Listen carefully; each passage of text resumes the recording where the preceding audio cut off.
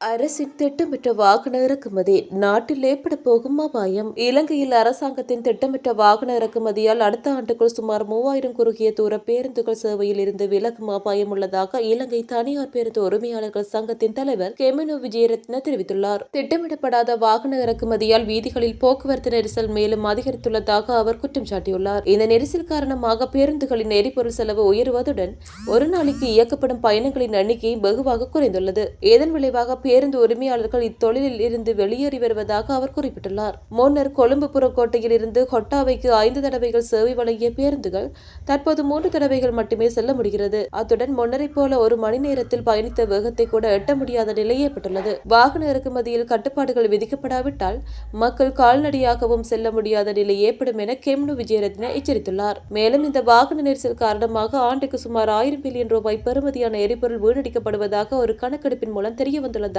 அவர் சுட்டிக்காட்டியுள்ளார்.